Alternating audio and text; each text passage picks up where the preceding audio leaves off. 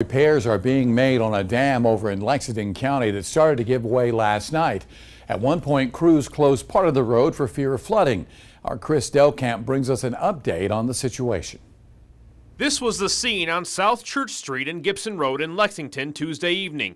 Officials closed the road because the earthen dam holding in Gibson's pond had given way.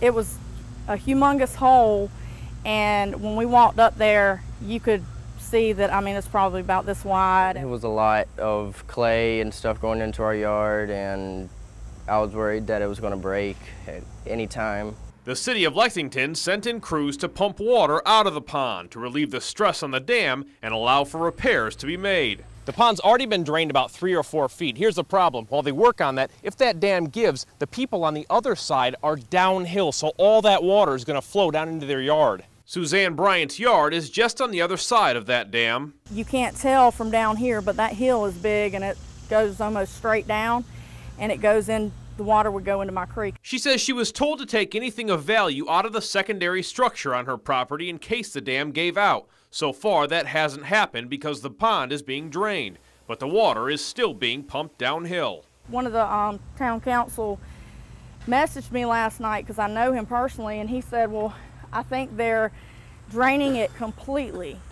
And I said, yeah, but unfortunately, all of that water, every drop of it you see is going into my yard and into my creek, and I can't do anything about it. She says repairs were made on the dam recently because of a similar incident. This was probably a couple months ago they worked on it, and then they started filling it back up, and they thought it was all fixed. The board members of the Church Street Commons HOA were not available for comment, but Suzanne hopes to speak with the HOA president later today. She's hoping they can prevent this from happening again.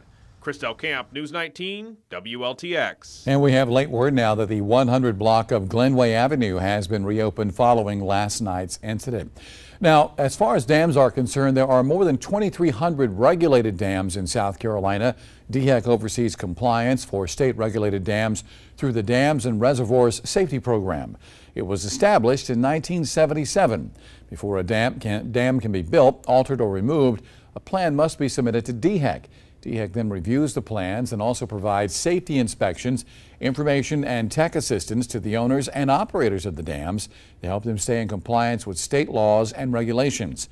The owners are responsible for maintaining the structural integrity of their dams. Of course, there was not a lot of talk about dams in our area until we went through that flood in 2015. During that event, 51 regulated dams breached or failed.